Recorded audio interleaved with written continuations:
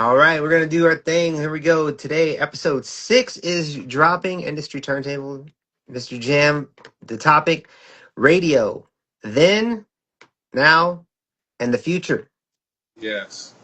So we're gonna talk about a lot of great things, but we're gonna talk about the then first. All right, we're gonna go all the way Yeah, back in time. let's do that for sure. Yeah.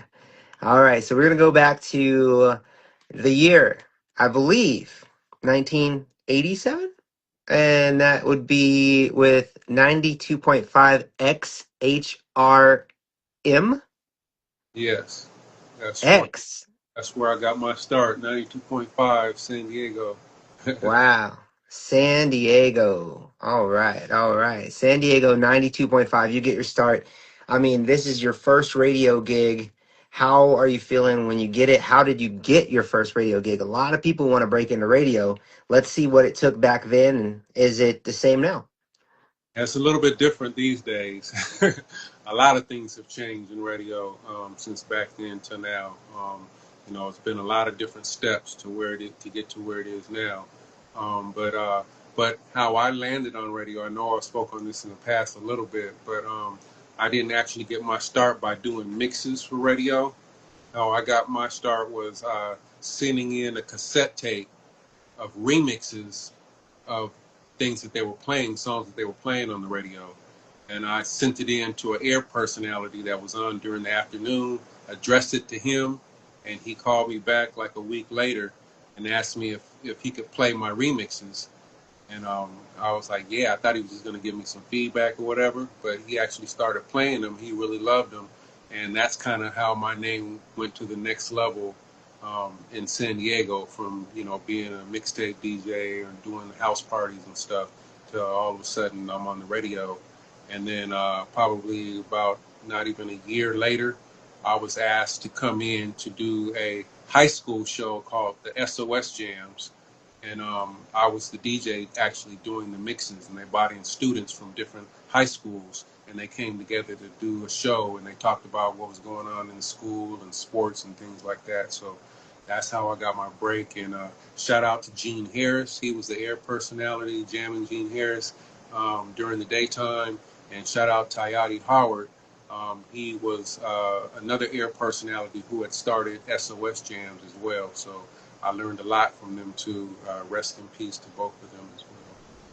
Speaking of learning a lot, I mean, you get to the radio and you've never been on radio. So, what was the learning curve like to become radio friendly, I guess you could say? Because you can't just go in there and just operate inside the radio station like a normal young kid. I assume that you were, so like, what did it is that the first professional environment that you had to kind of like be in? I mean, this is all parties until then, right?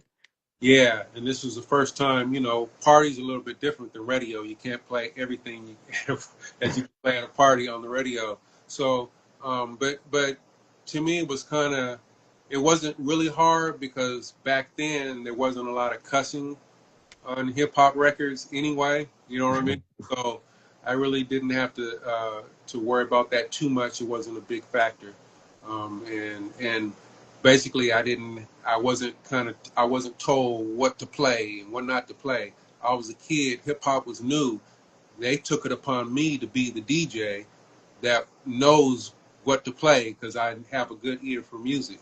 So that's what it was more about, and that's kind of how radio began. It wasn't, filtered and all this stuff. If you were a DJ on the radio, mixing, when mixing came in, at least, you were there because you knew what good music and you knew what the people wanted.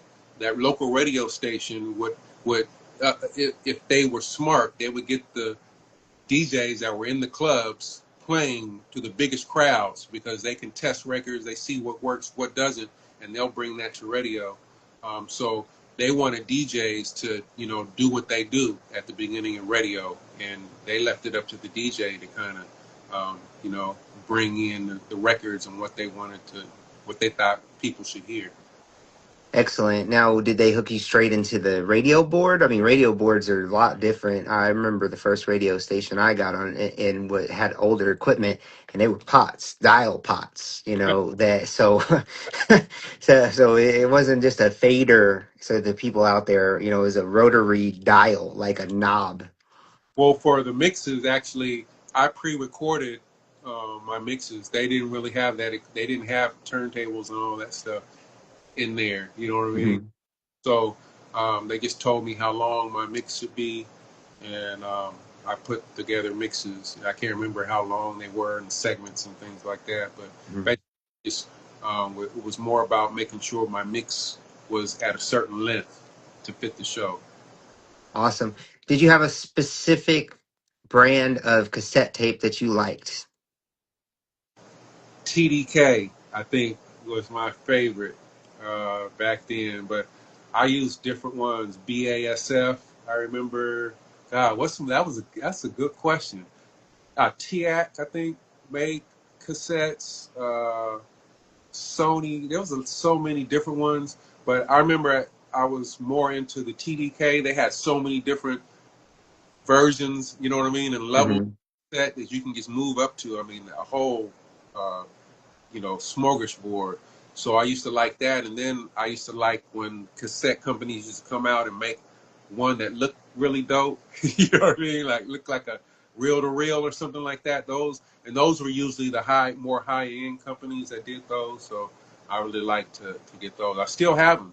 All my masters and for my mixtapes and all that, I still have all those cassettes, and I'm gonna remaster them and put them back out on my Patreon page. Wow, man, you are holding on to treasure out there. That's all amazing. all the way back to 1984, actually. Wow, jeez. Um, yeah, we're gonna definitely need some photos dropped of those, just the stack pile or Yeah, something. You know what I mean? Like, I just let people know what's coming because that's really cool. I can't imagine. It's like, did you write with like Sharpie or pencil or what did you?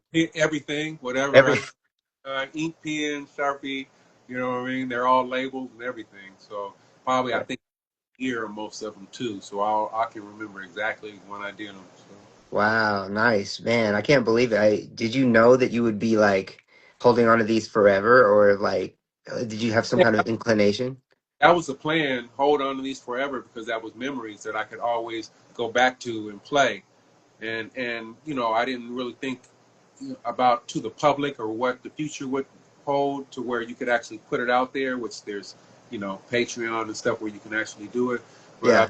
and it was more about I wanted to be able to hear them again. You know what I mean? Hmm. So yeah, I'm gonna go all the way back to 1984, and I mean all when I was on the radio. When I would record on cassettes, I have all those. Like when I was in LA on cassettes, I have all my shows and everything still. So Wow. Wow. That's awesome. Well, we look forward to hearing those drop. um so your other memories of 92.5, did they have you get involved? Obviously you said SOS Jams event, but did you have to go and do any like remotes or anything like that, or was that just strictly the online personalities? Did they have you do other events, play at a mall or something like that? yeah, I remember playing some certain events out and about and with the station. I can't remember exactly the stories, but yeah, I remember doing that because us as the SOS Jams crew went out. I think we did like some high school stuff at schools and things like that too. So it was really Nice. cool. I think it's a good program for high school students, and I think that program should be around the country where they have high school students and bring them into a radio station setting. I think that's one of the things that's missing in radio today. That's awesome. Yeah, you kind of like have to know, like, you know what I mean? The gatekeepers, where do you go if you want to get on radio? You know what I mean? Like, there's no like open path, unless you go to like community college and radio station and come up through the ranks. But really, if you're taught and they all have a gateway in high school for kids, Mhm. they're already starting the communications. You know what I mean? And a lot of good things can come out of that. Even internship. You know what I mean, for students. that might want to continue their education in college for broadcasting and things like that. So I think it's really, really. That's awesome. So that was taking us back to your very first radio station, but it wouldn't be long before you moved on to your next radio station. I think the years, and this is a wider span of time. But it's pretty wide span too. You were there for a while, 92 to 98. Take us to the beat, 92.3. Yeah. So yeah, years later, I moved to Los Angeles. I transferred colleges to Cal State Dominguez Hills. I was in their music program with an emphasis on audio recording. They have recording studios there, so that's exactly where I wanted to be. I wanted to be a studio engineer and make music. So up there, I started to do like the big clubs. My name got around really fast because of this one club called Jamaica House, where all the promoters and everybody, actors, entertainers, athletes went. And I started with doing that club and kind of blew up the spot. And the next thing I knew, I was DJing like 6 of the top clubs a week. You know what I mean? I got like one night off. And then that led to somebody at the local radio station. They had just switched formats at 92.3 The Beat. And they had somebody doing mixes there, and they wanted to bring in more mixers. So I was one of the ones that they contacted that was in the clubs up there, and that's kind of how I got my start on that radio station. Once again, pre-recording mixes to the station, and yeah, that's how I got my start at 92.3 The Beat. Now, this is in 92. How is LA at that time? Uh, People, when they compare LA to other places, this is where the sharks are and stuff like that. Was it sharky in 92? Yeah, I mean there was a lot going on in hip hop. In the hip hop game, it was like just getting to that, you know what I mean, that peak, that, you know what I mean, like it was growing and growing and growing. And 92 is around when Dre did the Chronic, and so you had the East Coast and you had the Chronic on the West that finally kind of really put the West on the map on that certain level. So you had music from both, the East Coast and West Coast. Down South was still coming up. It wasn't as big as East and West, more of an East-West thing at that time. Mm-hmm. So yeah, musically there was a lot going on.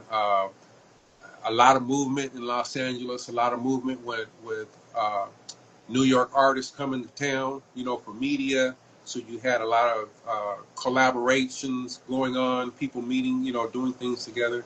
So yeah, music was on fire back then, man. Wow. And so, what was the biggest difference going to an LA station versus where you were in San Diego? I mean, was their equipment better? Was it the same?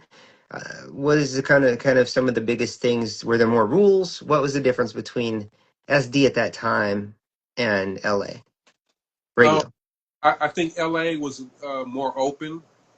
At those years, when I first started, you're talking about 87 and whatever, they were just kind of like, do your thing type of, but then, we're still kind of within here because we didn't have the local artists like LA did, you know what I mean, on the radio. Hmm. That. So we were kind of here when LA was here with the music, and we would kind of get stuff that became hot in LA, you know what I mean? So we would Yeah. clubs in San Diego. And when I got to LA radio, it was like I jumped in the fast lane. You know what I mean? Musically, um, learning about the artists in LA. So many more artists, and the record labels are there. So you have so much music coming out, on a promo level before it even reached the radio. Yeah, a lot more music, man. But at the same time, on radio, they still wanted us to be a DJ. They weren't telling us what we can play and what we couldn't play. You know what I mean? They Yeah. trusted our ears when I first started at 92.3 The Beat. And so we had a show called The Wake Up Show, which is like the number one hip hop like underground hip hop show was on our station too. We had Julio G from 1580 K Day. So our roster, DJ roster, was incredible. You know what I mean?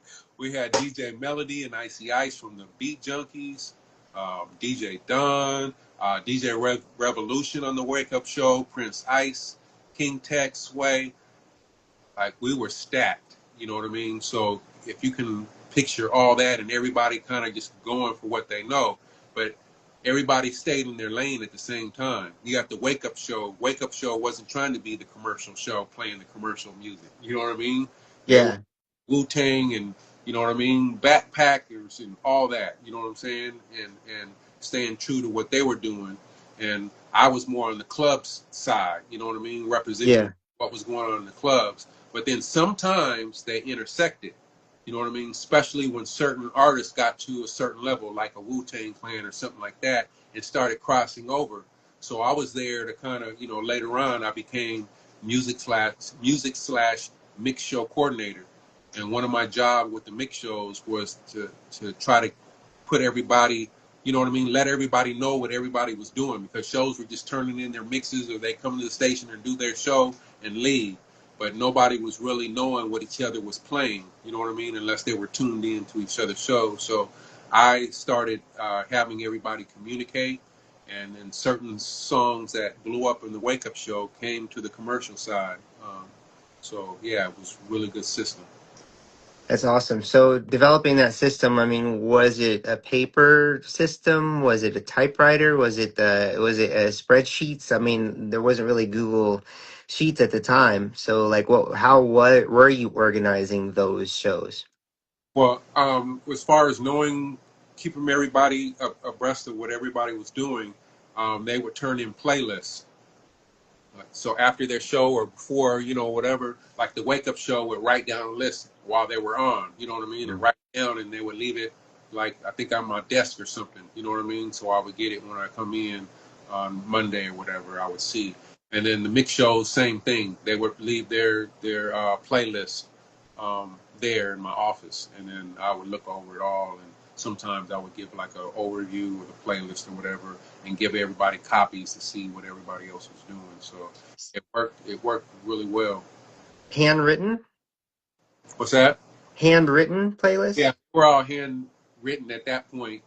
Um, but then I was doing them on computer. Like they turn them in handwritten. You know what I mean? On their Yeah, show, they just write it down and then I transfer it. Sometimes I would just copy their handwritten ones. So on a Xerox. yeah, yeah. Yeah. Now, what about those papers, those documents? You have any of those? I might. Because I kept a lot of my radio folders with all the information, all my playlists from the shows and all that. So I just might have some of those. Actually, you know what? I do. I Nice. do. I think I'm pretty sure I didn't throw them out. Yeah. I That'd still, be really cool to see. yeah, I would now that you reminded me. Yeah, But nice. that system, man. You know, I mentioned this before, and that position when they made me mix show music and mix show coordinator, they created that position for me. There wasn't really such thing as a mix music slash mix show coordinator back then, but I had my ear, you know what I mean, to the Mhm. club, all that, and I would go to the station because I didn't know all the politics at first. You know, they had me on and they wanted me to do me, right? So I didn't know about the politics and the process of having songs go through the ranks to get played on the radio, and you know, I would just hear a song and I would be like, man, the station needs to be playing this. You know what I mean? And I just go to the program director like, hey, man, this song is hot right here. We should be playing this. And it would be like, oh, okay. I remember the first time doing that, and they put it in, and then like top five. You know what I mean? Boom, right? Like, oh. Then like when I heard them start to play it, I was like, oh shoot, they're playing it. And then it's, you know, got heavy rotation. And then I was like, okay, another song. You know what I mean? Mhm. Another song to them. Top five. I did it like probably like 4 or 5 times in a row. And on that fifth time after I did it, they were like, all right, we, we got an office for you. We're going to create this position, right? And at that time, there was a lot of competition between us, and the rival was Power 106 in Los Angeles.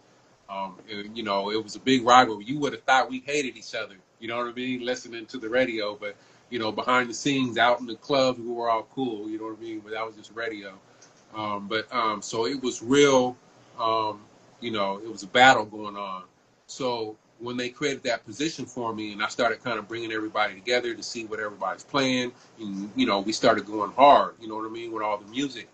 And our ratings, we were down here. Power 106 was always up here. This was another station with a different format, too. It was like Mm-hmm. a rock station or something. And so, you know, with that team, when I was brought on, we did this. You know what I mean? Yeah. So we finally got there with Power 106, and we had number one positions, you know what I mean, for a minute. But we were the first team to ever break that number one barrier, right?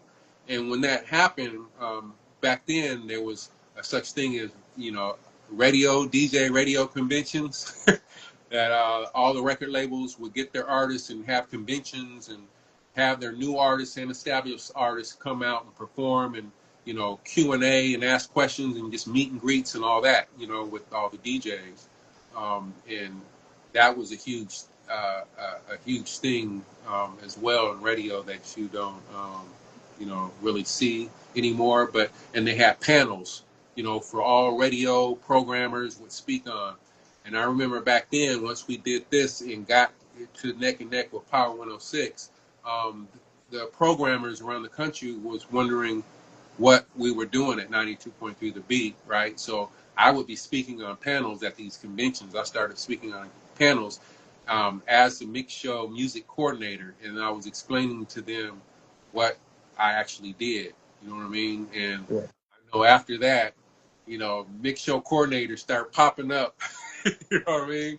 Around the country. So yeah, it worked. That's awesome. You pioneering not only a position, but just like kind of the job itself and what kind of tactics you have, because you probably shared on those panels that you were doing, taking those notes and those playlists and comparing them and having your teams talk to each other and stuff. So you kind of helped make that blueprint to what would be very, just now it's a default thing, in radio. That's pretty cool. Yeah. So we can go from there because we're talking about the evolution. I know we're going to get on a few more topics, but talking about the changes of playing records, right? How I said at first they just wanted me to do me, right? Hmm. So, and I saw all this because I was there from the beginning to where it is now, right?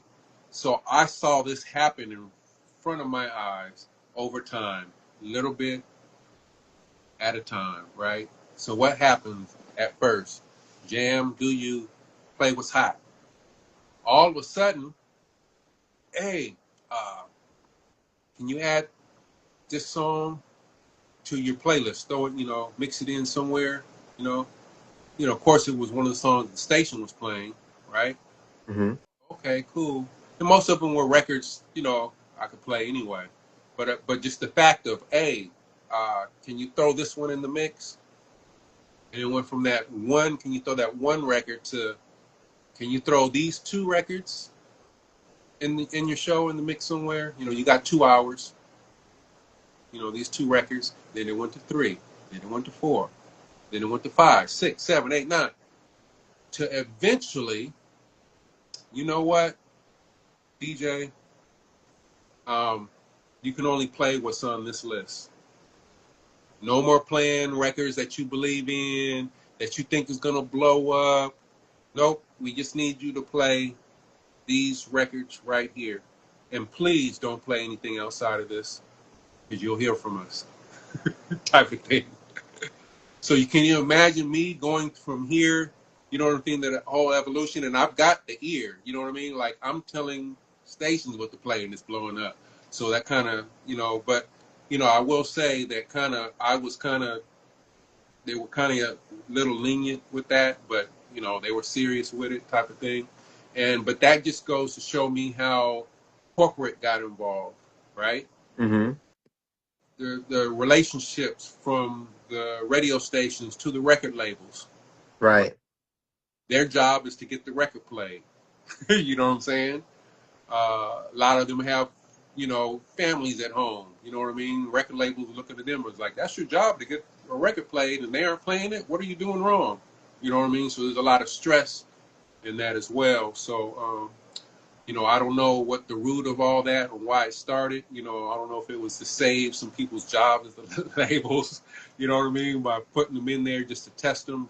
But yeah, I was there through the change of doing you to all of a sudden, play just what's on our list. How, fast forwarding to that part and just talking about when you are working in an environment that makes you stick to a certain type of music, how hard was it to stay creative and to stay motivated, because now you know that you have these chains, these handcuffs on, musically, audibly speaking, so did that dim your light a bit, or were you able to still find value and fun in doing that? At first, I was like, wow, you know what I mean? And, I got around it by trying to be more creative in the actual mix and the way I did my mixes. By one of the things I did was back then it was hard to get acapellas. You know what I mean? Way years before all these stems, right? So what I would do is I would make acapellas, and do the phase trick, and I used a lot of acapellas in my transitions and flipped other beats. You know what I mean?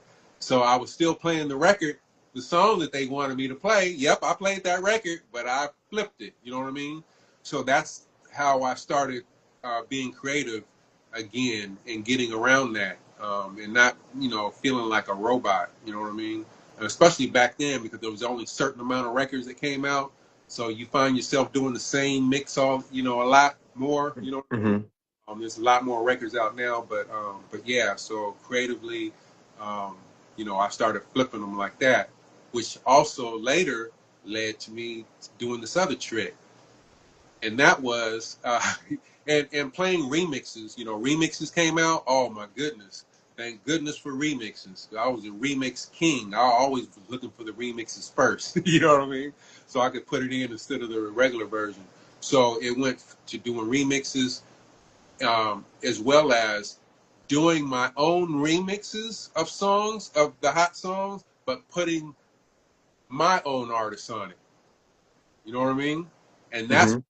really got interesting, because I would put artists on these remixes that I know were dope artists, that I would have their records and couldn't play their song because it wasn't on their playlist, but I'd be like, oh, I can still put them on, get them on the radio so people can hear them. And I put them on the remix, and boom, and they never said anything. They That's probably all. promo remix, you know what I mean, that the labels were doing. But yeah, that's how I got around that. So you talked about a cool technique, and I know what you're talking about, and some people know what you're talking about, but some don't. The phase trick. Who taught you that? And explain in as easy for layman's terms what it meant to make your own acapella, DIY acapella, with the phase trick. Yeah, so using Pro Tools, if you take a regular version of a song, and then it has to be the exact instrumental of that version of the song, and you layer them in Pro Tools right above each other, they'll start to phase each other out. Like if you're a DJ playing two of the same records and you put the fader in the middle, and if they're right at the same point, it sounds like an airplane. You know what I mean? Kind of. Hmm. That's kind of how I can explain it. And then you would turn a phase in Pro Tools, and that would kind of throw out everything except for the vocal content, and it wouldn't be professionally sounding, but good enough for radio to put another track behind it. You know what I mean? Hmm. So yeah, that's how I got around that. And for people who don't uh, quite get that even explanation. Just think about now noise canceling headphones. That is phase Yeah, cancellation.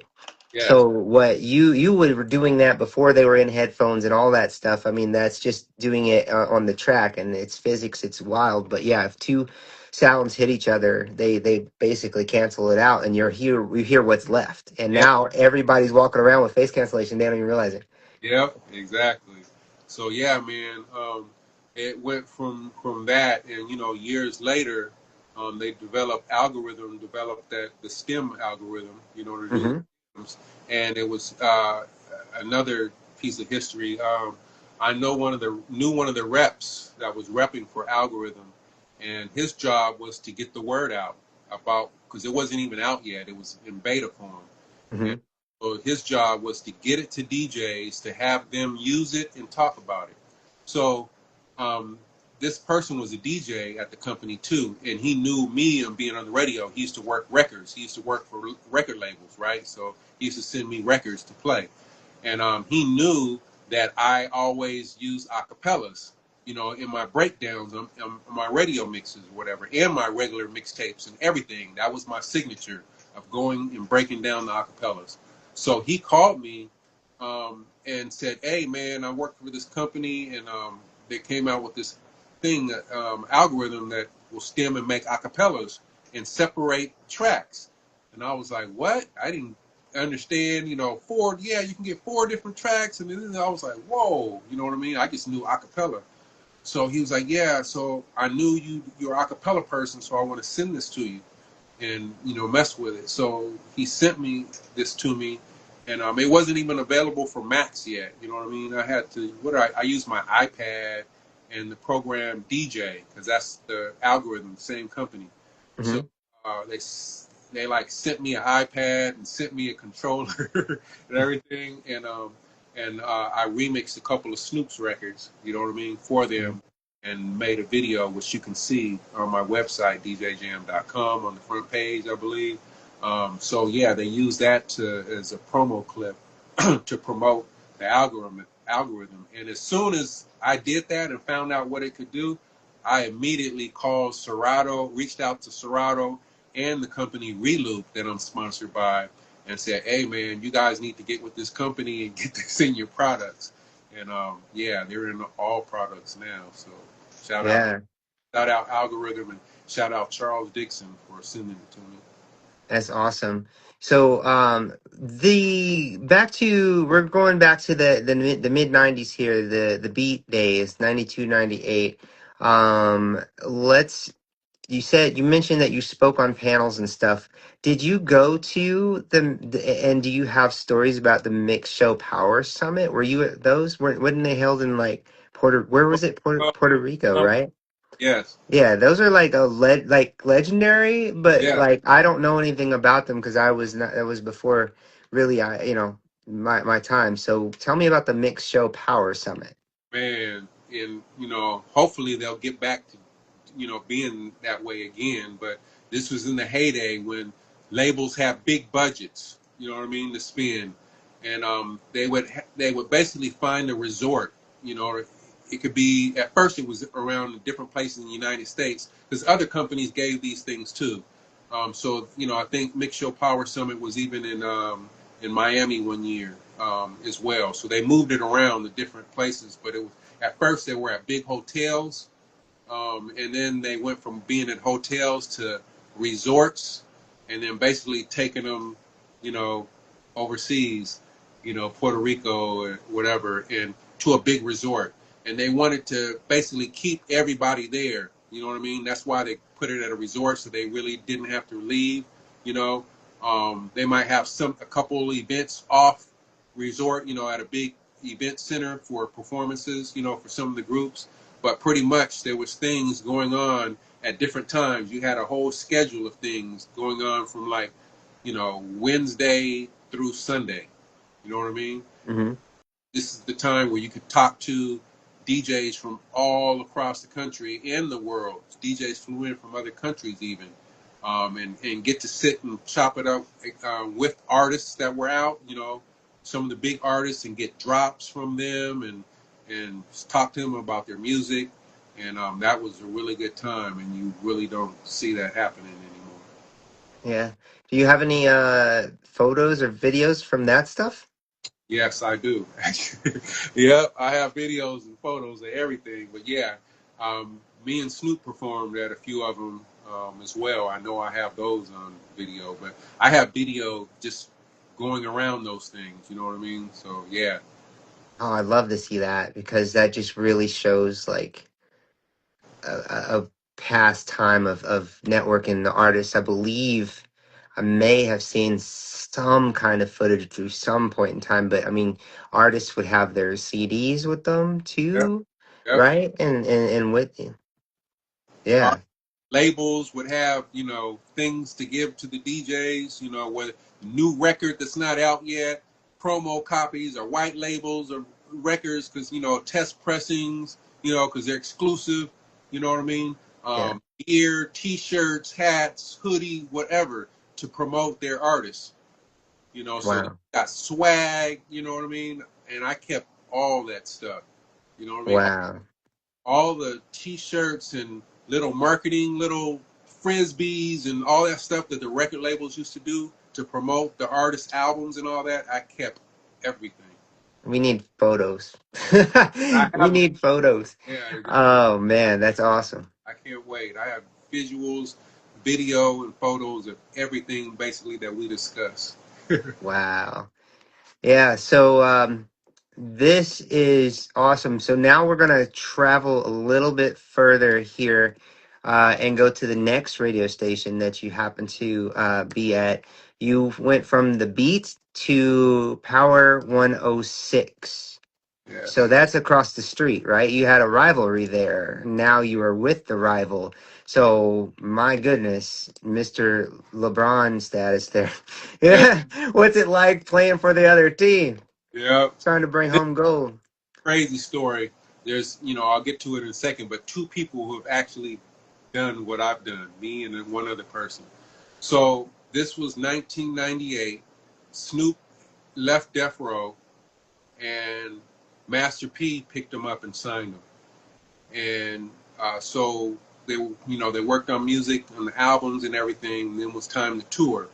And so we did a Snoop Dogg No Limit World Tour at the end of 1998. And at the station, 92.3 The Beat, let's just say they changed some things around.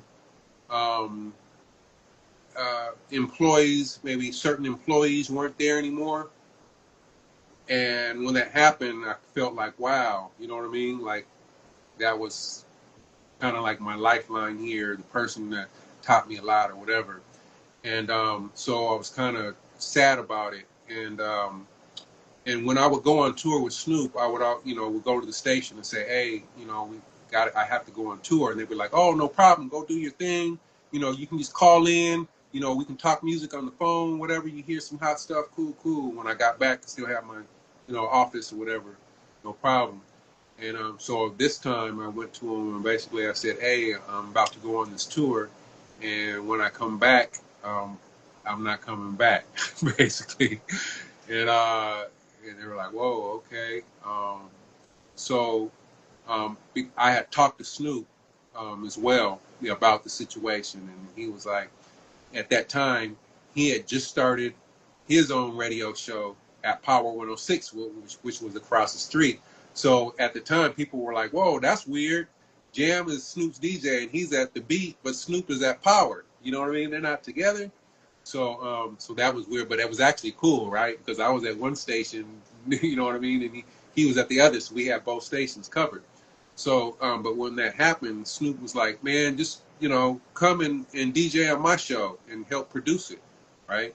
So I'm like, "Oh, okay, cool." I never produced a show before except for my own. So I joined forces with the person who was producing Big Snoop Dogg Radio over at Power 106, Jeff Garcia, and I became the DJ on that show. Right when we came back off tour, I went to Power as his DJ.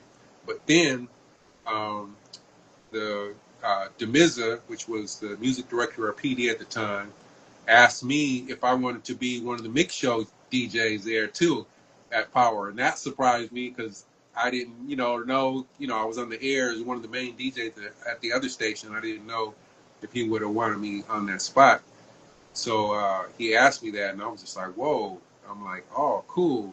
And that was when I really knew other people were cool too, not just like the DJs there that I was cool with. You know what I mean? Yeah. So it became another family at that point. Music, the DJ music meetings, being there talking about music and all that was a really cool thing. So yeah, I became co-producer of Snoop Show and the Mix Show DJ at Power. Um, and a little while after that, our show, Snoop Show, got picked up by a syndication company, right? And this is when I was telling you only two people have done this. So when it got picked up by a syndication company, it was owned by the syndication company now. So they make money off of commercials. You know what I mean? So when the show plays, if there's 6 commercials that plays in a break, they would get 3, and the radio station would get 3, right? So when they offered it back to Power, we're like, okay, want our commercials. Power's like, well, we shouldn't have to do that because we were the one who started the show. You know what I mean? Pay anything, whatever. And so the syndication company went to 92.3 The Beat and offered them the show. And it had just been bought out by another company, and they moved it to the different dial.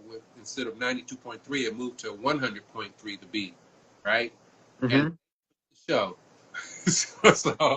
so back to The Beat I went. You know what I mean? And Wow. back over there. So yeah, that was so I was the first person DJ to actually do that on radio in LA. And then years later, shout out to DJ Charisma, because she did the opposite of what I did. She started at Power 106 and went to The Beat, and then went back to Power 106. So shout out Charisma. Wow. Rare air. That's cool. That's real cool. So, syndication Oh, shows. shoot, real quick, shout out Corn Deezy. He was at 92.3 The Beat. Wow, he's in here. Let me wave to him real quick. Angel of Truth. Angel, what's good? What's good? Welcome in. Some other people. Any questions, let us know. Yeah, if you guys have any questions, put them in the chat. Definitely. I know I've been speaking on a lot of history stuff, so feel free. Corndeezy said, "What's up, fam?" Yep. I'm still doing this music, man. Walked away from syndication. I had 2 shows syndicated, Africa and Australia.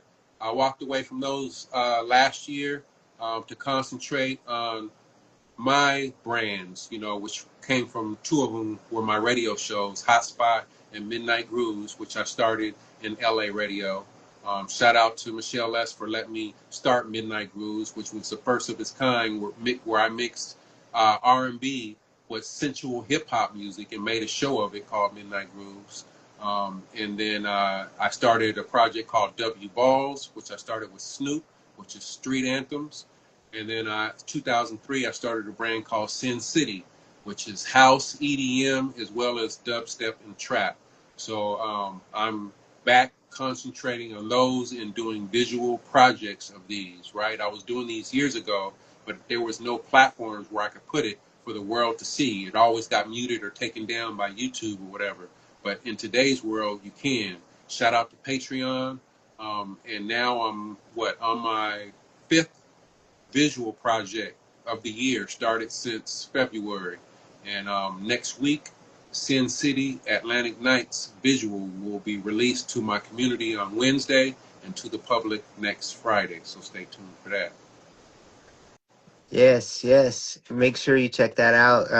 And so Corndeezy worked with you in radio? Yeah.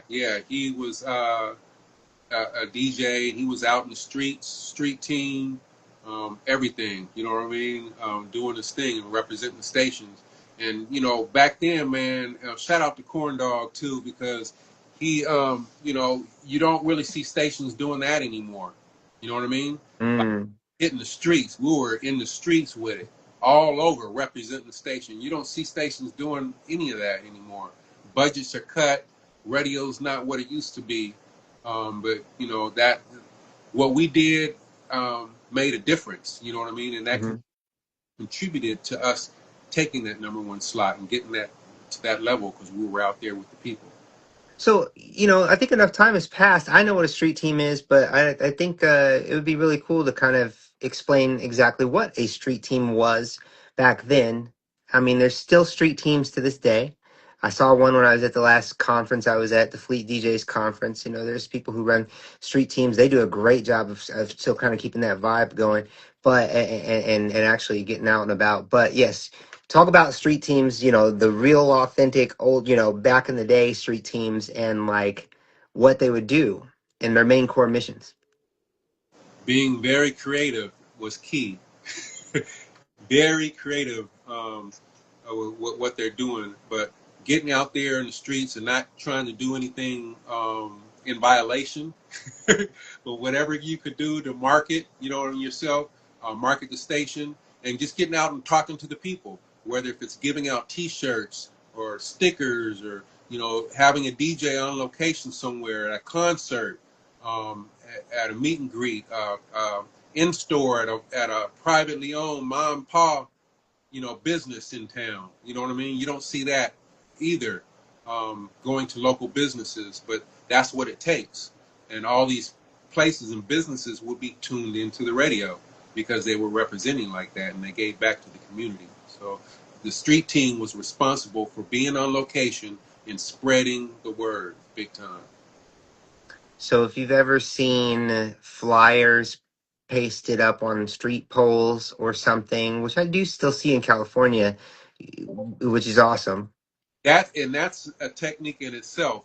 And this was, I think it started more from record labels, street teams, being really guerrilla marketing with it because they were doing everything necessary. You know what I mean? Like Hmm. no holds bar were these marketers teams that record labels would hire these groups of people. You know what I mean? They Yeah. go late at night and do posters, you know what I mean? Like big, huge posters and climb telephone poles all around town on the street corners and with stapler guns, you know what I mean? Boom, Hmm. tagging them. All the major cross sections, just everything. The next morning, they didn't know, the city didn't know what hit them, right? So the police started getting hip to this, though. You know what I mean? And started seeing all this tags and stickers and all that, and then they started approaching the record labels. You know what I mean? With fines. You know what I mean? And telling them Mm. they don't, if they catch their stuff up, they're getting these huge fines. You know what I mean? And so they had to rethink and still be creative. You know what I mean? And find other ways. But man, back in the day, that was all part of the game. You know. Wow. Wow. I just wake up and it's like when snow falls where I'm from, you wake up and it's a whole different world, right? So your whole block or wherever, it's all different, right? The next day. Tag of everything. You know what I mean? Wherever the traffic is, they would hit it up big time. Wow. Street teams. That's just a big infrastructure, big part of radio back in the day. And still some roots of it going today, which is cool. Let me ask you this though. Would how would having the technology of now worked for you back then? Like, because now you have the phones and the ability to do different things. Like, do you think that do you think you can get the word out better with social media now, or do you think it was better back then? I was about to say they've done that. They've taken guerrilla street marketing and it went to the internet. That's exact. I mean, you have you got botting, what bots, and that's guerrilla marketing at its Mm, finest. You know what I mean? The people abuse it, right? So it's just changed. The hustle is still there. It's just on a different level now. But I would think like in today's world because it's so much on the internet that mhm. I think it'd be smart to get back to the streets again. You know what I mean? Yeah. Because the whole generation doesn't understand what that street promo was like. So if I think people went to guerrilla street marketing again, it would shock them and probably become a thing again. You know what I mean? So yeah, when they get budgets, I think guerrilla marketing should come back. Absolutely. That would be great. So Big Snoop Dogg Radio, your Power 106 stint was quite a while, 99 to 2003. That's a few years. And then it got picked up for syndication. And that was And all over the world. Big Snoop Dogg Radio. We were all over from Africa to just everywhere. It's crazy. absolutely. Now, explain why a radio station chooses to have a syndicated program. What is the benefit, when you could hire your own, jockeys and run your own station? Like, what's the benefit of a syndicated show for a radio station, for those that don't know? Yeah, I think there's two things, and I understand what certain DJs and certain markets say about that. Some of them don't like syndicated shows or whatever. But I'm a person from both sides, right? I've had shows just in my market and syndicated, and it really comes down to two things of why a station would have a syndicated show, and that's number one is because of a certain level of a personality or a DJ. Like take Snoop for instance, right? Everybody in the world knows Snoop. He doesn't even have to be up, on there blending records and mixing like a mix show DJ, but he's playing records. He knows how to DJ a little bit, but it's all about his persona. You know what I mean? Yeah. Um, and so that's a syndicated show that would be worth syndicating. And another reason I would think to have a syndicated show is to have a certain type of content. Um, you know, my shows that I deliver are different than a normal mix show, right? So when it comes down to, if you're not a celebrity or celebrity status or connected to somebody that's a celebrity like myself, it now just becomes a mix going, compared to another mix. If both DJs are just known in their cities, you know what I mean? Why should this city play this person? If it's just a mix where this person is starting to mix off with a song and mixing to the next, all the way through for 2 hours, right? Hmm. You have shows that are built like with personalities, and they could be the personality as well. They could be talking about industry news. You know what I mean? Hmm. About artists. They could be interviewing, have interview tidbits. Now that's something different we're talking about than just have a DJ on there mixing music. And nothing to take against either one because I think they're both shows of their kind. You know what I mean? That should be on radio. But I think that's the biggest reason why stations should syndicate. I don't really like the thing about, oh, we'll just get a DJ to do a mix and we'll just pay him one time and we'll put it on 50 stations around the country. You know what I mean? When they could just hire their DJ in their city to do the same thing and give him some, pub too in his city where he's in the clubs and things like that. So I could see both sides of that coin. So my syndicated shows have different elements. Shout out to my host, Radio Raymond T, for the Hot Spot and Midnight Grooves, but that's why I push syndication, because they get a package. Nice, nice, and that's a really good explanation there, about syndication and what's up. I remember we had. I mean, there's still everywhere has syndication now, but uh, I remember being on radio, and I'd have to make sure the show didn't run long. Like it never ran long. If even if a song was happening, you potted that thing down. There was this nation, basically a stream that was always happening no matter what. And if my time live was done, I had to pot it down, and there was this whoosh. There was a sound effect that happened at the station that I was working at, right? And I'd have to bring it up, and then a little bit of silence, and then here it go into the syndicated program. It'd move on Yeah. and whatever, and then I'm off. Boom, I'm out. Yeah. I'm clocked out. I'm done. You know what I mean? I'm done. But that was so fun, but you had to catch it because I remember sometimes cutting it close, like, oh man, Ed's gonna kill me.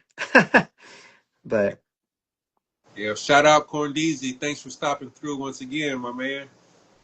yeah, thank you. Thank you. Yep, yep. 92.3 The Beat.